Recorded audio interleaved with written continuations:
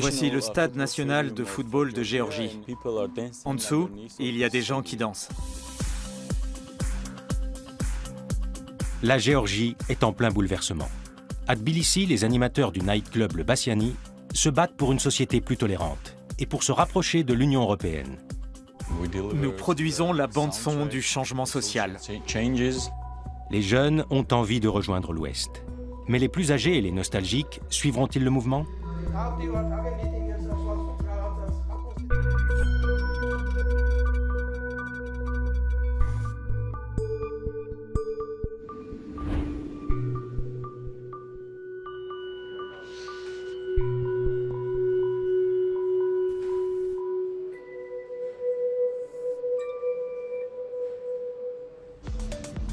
Zviad Gelbakiani et son acolyte Tato Getia ont un rendez-vous d'affaires.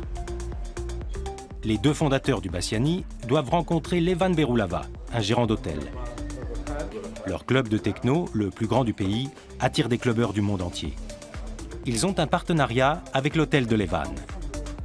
C'est là que sont hébergés les DJ venus apporter leur maestria à ce pays de l'ex-bloc de l'Est.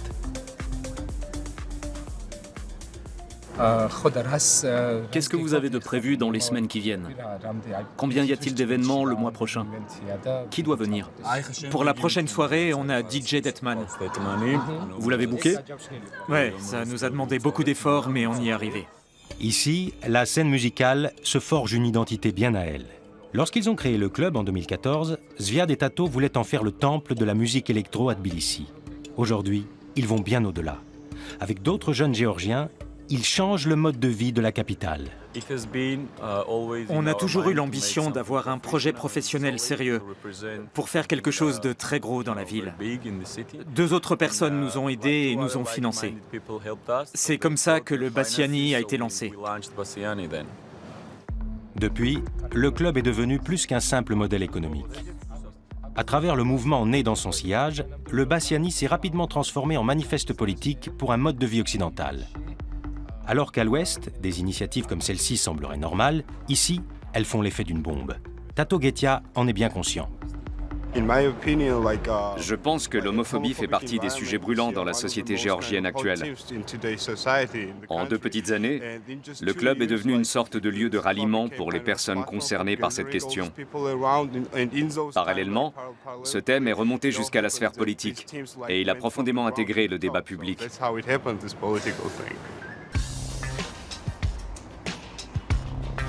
La Géorgie se trouve entre l'Union européenne et la Russie.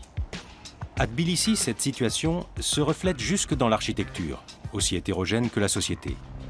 Une société pour le moins divisée.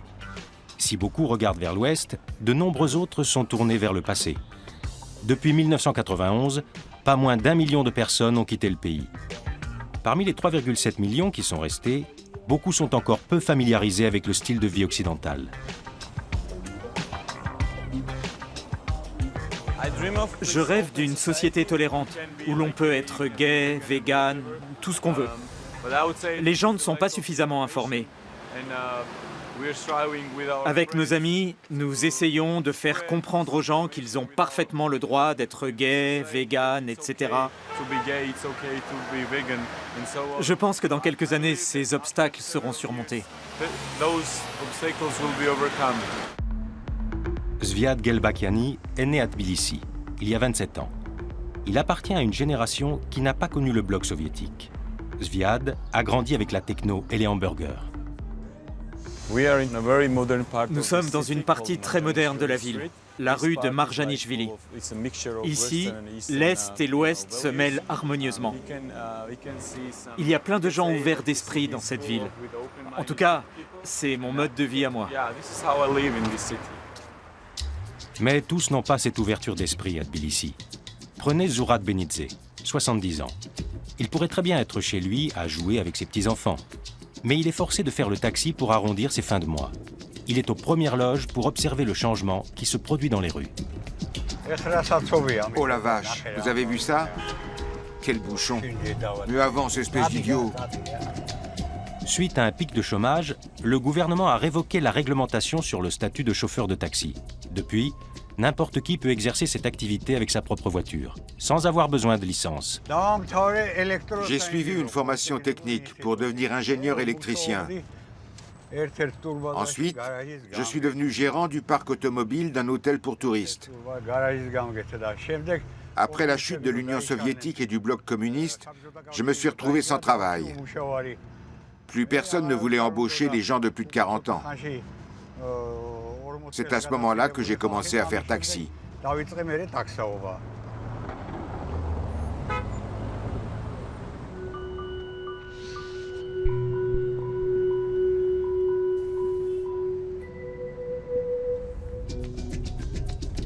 De nouvelles compagnies de taxi ont vu le jour. Depuis peu, il existe même aussi une appli. Malgré cela, Zourab fait cavalier seul. Comme dans la vie, il n'arrive pas à se faire au style de vie des jeunes. Les jeunes d'aujourd'hui ne me plaisent pas. Ils sont malpolis, insolents. Ils ne se respectent pas entre eux. Ils sont agressifs. Ils ne s'excusent jamais. Autrefois, sous l'ère soviétique, les jeunes étaient bien mieux. Ils avaient de l'estime pour eux-mêmes. Plus d'un tiers de la population géorgienne a moins de 30 ans. Pour se faire une place dans la société, les jeunes utilisent tous les espaces disponibles. Ici, vous pouvez voir un exemple typique d'art soviétique, cette mosaïque. Mais aujourd'hui, cet endroit n'a plus rien à voir avec l'URSS. Il a été complètement rénové.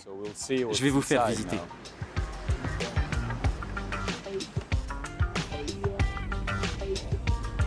Naguère, la Fabrika était une usine de textile.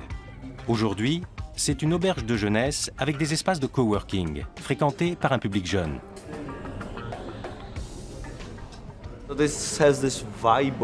Ici, on est au contact de tout ce qui est nouveau, tout ce qui arrive à Tbilissi par le biais des touristes. On capte de nouvelles idées, on se rapproche de l'Europe. Quand je suis ici, je me sens déjà dans la Géorgie du futur. Évidemment, il y a un affrontement idéologique entre notre génération et celle de nos parents nés sous l'ère soviétique. La société dans laquelle nous avons grandi est beaucoup plus ouverte. Nous essayons de prendre nos distances et de vivre à notre façon. En Europe, l'Union européenne a été beaucoup critiquée. Mais en Géorgie, elle fascine. Les jeunes rêvent de vivre comme à Paris ou à Berlin. En revanche, d'autres ont plus de mal et ne profitent pas de l'ouverture de la société géorgienne. Le lari, la monnaie locale, ne cesse de plonger. Et il n'y a presque plus d'emplois dans l'industrie. Zourab se réjouit à l'arrivée de chaque nouveau client. Bonjour. Bonjour. Métro à Rakveli. D'accord, pour 5 laris.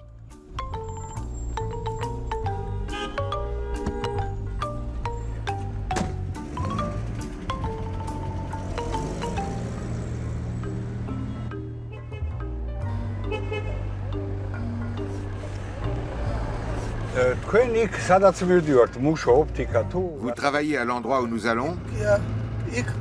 Je travaille dans la vieille imprimerie Staline. Cette ancienne imprimerie clandestine est devenue une espèce de musée à la gloire de Staline.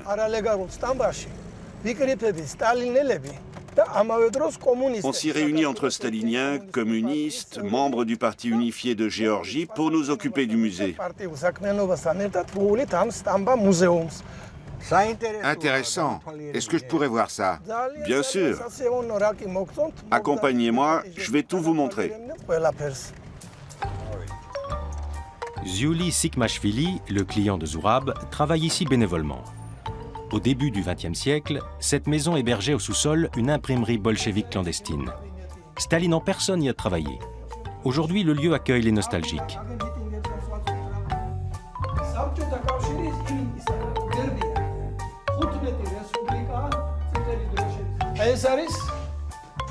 C'est une copie du drapeau que le Russe Alexander Yegorov et le Géorgien Meliton Kantaria ont hissé sur le Reichstag le 30 avril 1945. Ça, c'est la carte du parti de Staline. Staline Iosif Vissarionovitch, en russe. Né en 1879, entré au parti en 1898.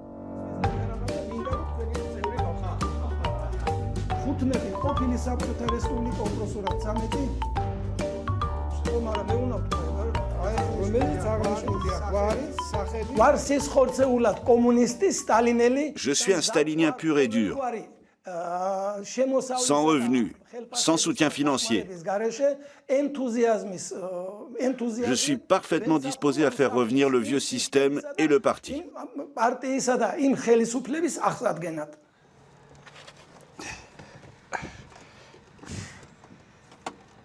Je ne connaissais pas ce musée. Il m'a bien plu. Cela dit, le communisme et Staline sont vraiment finis. Fini aussi la journée de travail de Zourab.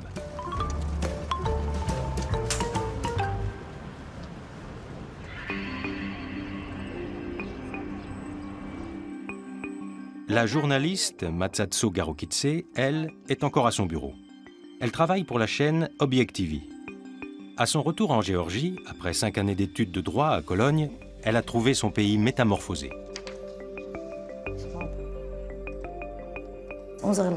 Notre pays est tourné vers une direction, l'Ouest.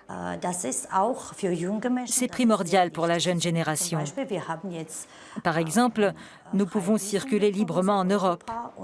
C'est un énorme pas en avant.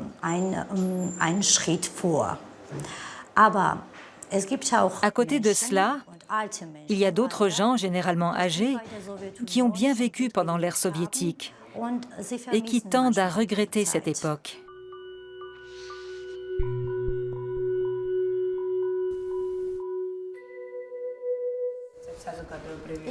On devrait enregistrer ça en studio. Oui, on fera ça. Quelle question voulez-vous lui poser? Je ne veux pas l'interroger sur des sujets politiques, mais sur l'idéologie de son parti. Cette chaîne est née en 2010, d'une initiative de journalistes alors opposés au gouvernement de Mikhail Saakashvili, qui ont mis au jour des abus et des actes de torture dans les prisons géorgiennes. Le gouvernement est tombé, la chaîne politique est restée. Elle est en grande partie financée grâce à des dons. Après la réunion de rédaction, Matsatso Garokitse se rend au Parlement pour réaliser une interview. Ça, c'est ma ville. Elle est moderne, animée. Il y a des bâtiments anciens, d'autres modernes. Et ça, pour nous, les jeunes, c'est très important. Nous aimerions que la ville soit encore plus moderne d'ici 10-15 ans. J'aime ma ville. Matsatso a rendez-vous avec l'Alliance des Patriotes de Géorgie. Ce parti controversé, fondé par des journalistes, possédait en 2016 6 des 150 sièges du Parlement géorgien. D'après son président, Giorgi Lomia, la formation se tourne actuellement vers l'Europe, mais tout en gardant une identité nationaliste et patriotique. Nous pouvons être fiers de notre pays, en nous souvenant que nous avons survécu à de nombreuses guerres et à de nombreux conflits au fil des siècles. Tout comme nous avons préservé notre langue et notre territoire jusqu'ici. C'est pour cela que nous avons cette fierté en nous.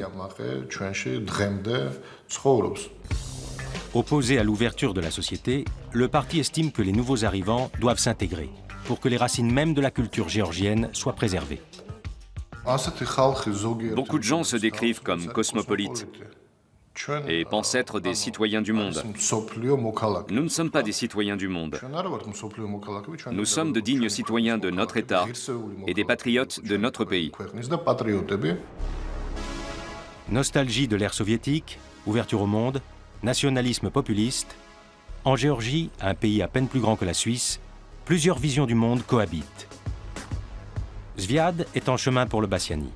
Le club attire les amateurs de musique électro au-delà des frontières géorgiennes et se voit même comparé au célèbre Berghain de Berlin. Il est situé dans un cadre unique.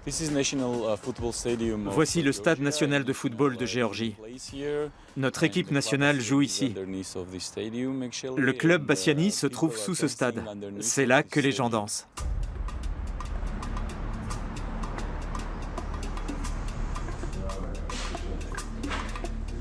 Bassiani veut dire « uni avec la basse ». Ce club de techno peut accueillir 1300 personnes, à peine moins que le Berghain. La piste de danse est une ancienne piscine. Avant l'ouverture des portes, Zviad vérifie les platines avec Gouri.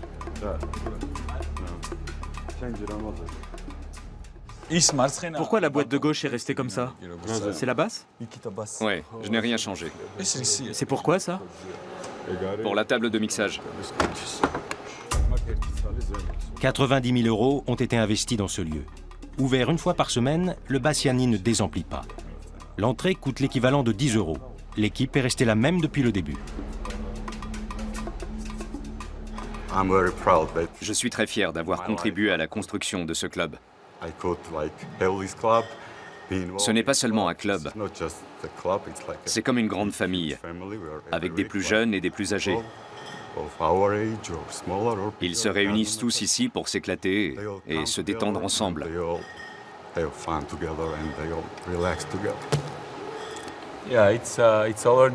club s'est transformé en véritable symbole politique parce que nous luttons contre l'homophobie dans ce pays. Nous militons pour les droits des LGBT. On peut dire que c'est notre bébé, le bébé de chacun de nous. De la techno pour tous. Protégé par la nuit, le Bassiani est un lieu d'égalité. Loin du discours établi, un mouvement s'est créé ici. Et il revendique ses droits avec toujours plus de virulence, dans le but de faire évoluer la société.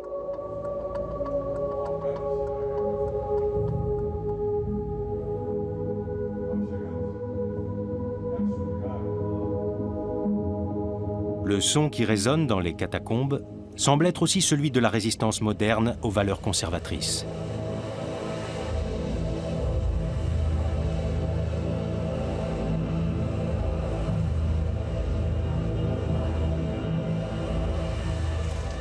Zviad et ses amis se considèrent comme des militants, mais ils coopèrent malgré tout avec le gouvernement.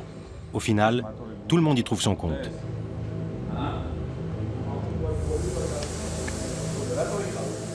Je ne me sens pas comme un dissident, dans la mesure où le gouvernement voit le Bassiani d'un bon œil, notamment parce qu'il fait marcher le tourisme. Mais d'un autre côté, nous produisons la bande-son du changement social.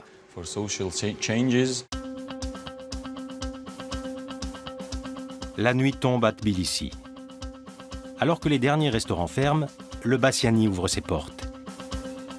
Ici, chacun peut danser jusqu'à l'aube, sans crainte d'être discriminé.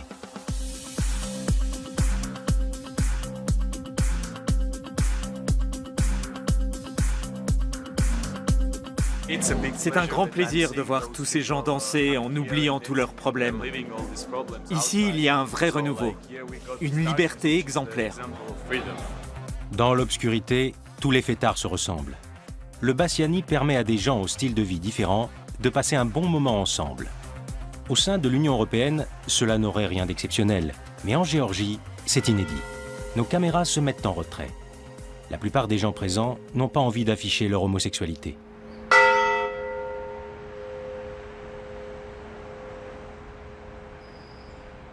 Le jour s'est levé. La paroisse la plus fréquentée de Géorgie ouvre ses portes. Ici, on croit aux valeurs traditionnelles, à une image figée de la famille. Interdite sous l'ère soviétique, l'Église est redevenue très puissante ici, ce qui n'est pas le cas en Europe centrale. Elle exerce aujourd'hui encore une énorme influence sur la société. La parole des prêtres a du poids. Zurab se rend à la messe. Même au temps de l'URSS, il n'a jamais perdu la foi. Je crois en l'Église et je crois en Dieu. Il m'a souvent protégé de la mort et des accidents de voiture. C'est pour ça que je viens souvent ici, pour le prier.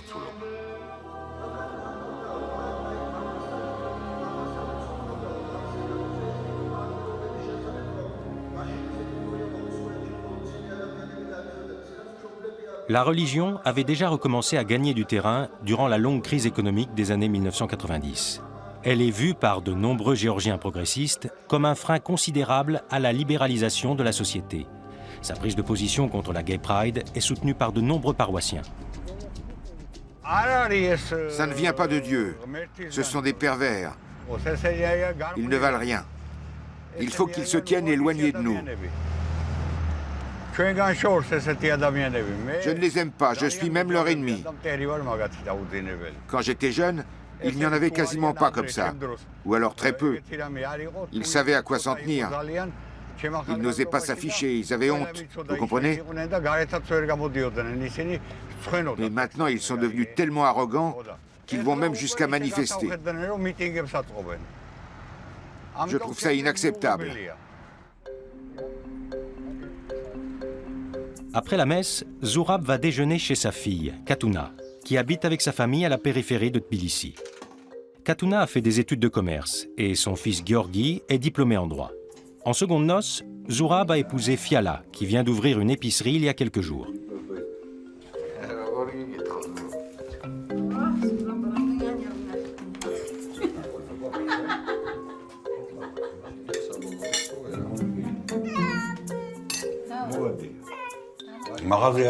Ça marche au magasin? Au début, il n'y avait que les retraités qui venaient. Maintenant que le bouche à oreille a fonctionné, tout le monde vient chez nous. Très bien.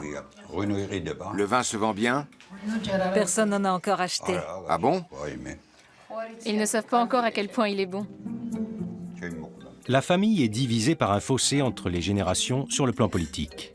Les deux enfants ne partagent pas la nostalgie de Zurab pour le passé.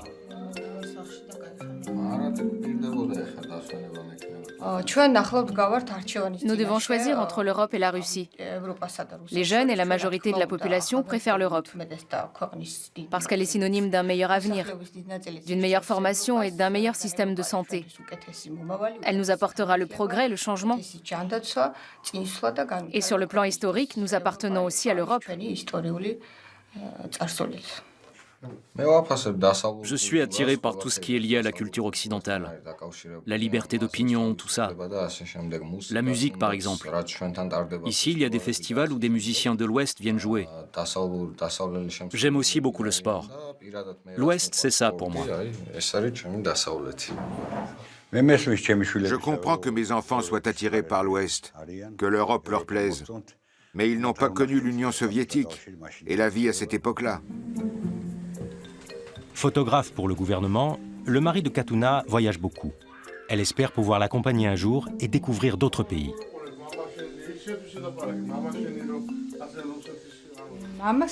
Mon père a le droit de penser ce qu'il veut. Il a bien vécu pendant l'ère soviétique, c'est logique. Pour moi, ça ne change rien. L'avenir est à l'Ouest.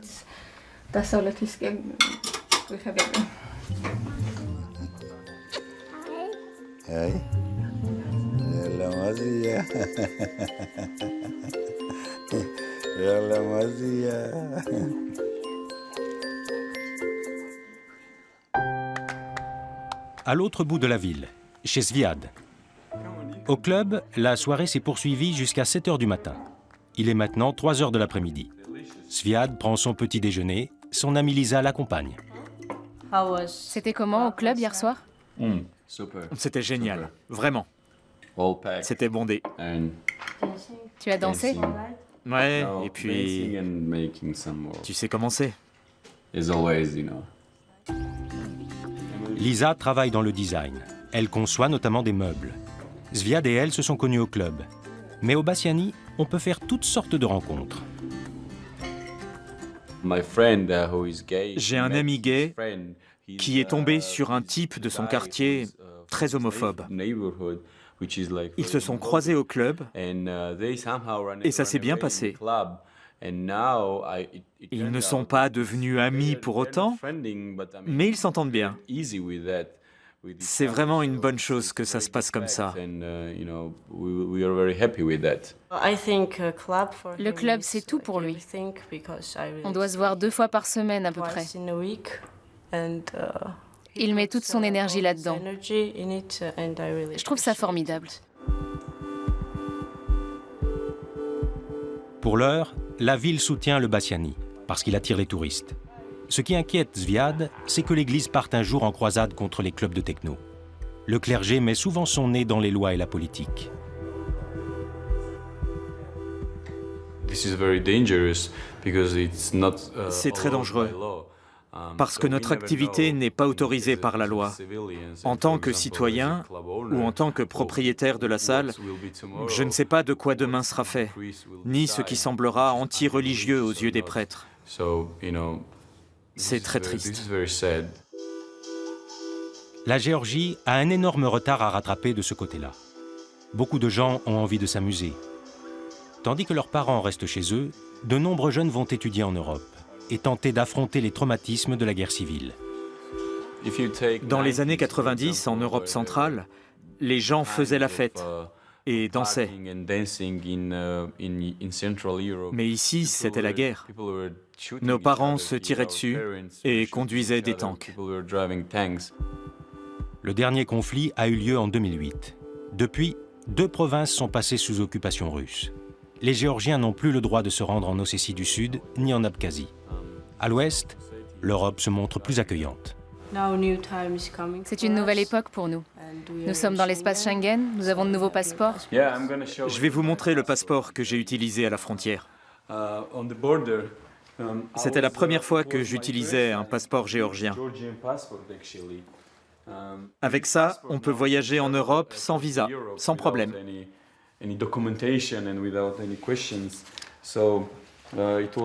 Pas plus tard que la semaine dernière, je m'en suis servi à la frontière de la République tchèque, à Prague, et on ne m'a rien demandé. On me l'a juste tamponné. À ce moment-là, je me suis senti très européen, très content.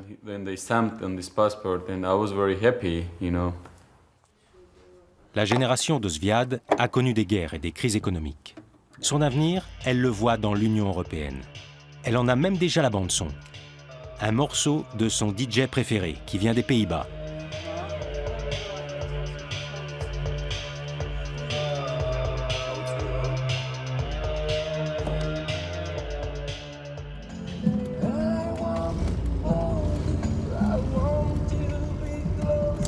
Zohrab, quant à lui, écoute de la musique dans sa voiture. J'ai beaucoup aimé la chanson italienne ou française. Et puis Celentano, Bonnet. J'écoute aussi des chansons plus modernes, même si je suis un peu vieux jeu.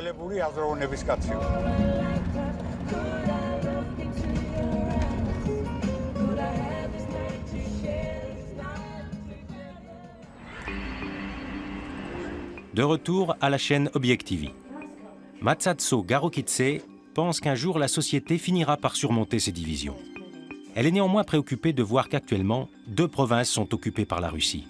Mais pour elle, la Géorgie est sur la bonne voie. J'espère que d'ici 10 ans, la Géorgie sera réunifiée. Que les gens seront plus ouverts qu'à l'heure actuelle. Et que nous pourrons changer notre pays, jour après jour. En tant que journaliste, je fais ce que je peux pour ça.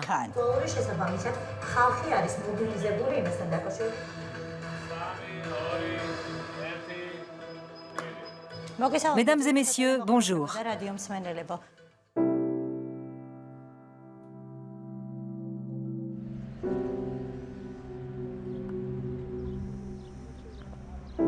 Après une journée sur la route, Zohrab aime bien aller au lac de Tbilissi. Pour lui, c'est un lieu de mémoire. Dans le temps, tout le monde venait ici en vacances.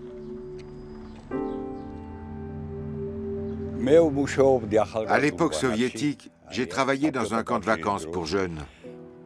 De belles jeunes filles venaient de toute l'Union soviétique. On faisait leur connaissance et on passait parfois de bons moments ensemble. L'Union soviétique ne renaîtra jamais de ses cendres.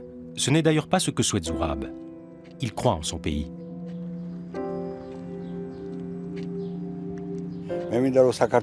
J'aimerais que la Géorgie puisse subvenir seule à ses besoins.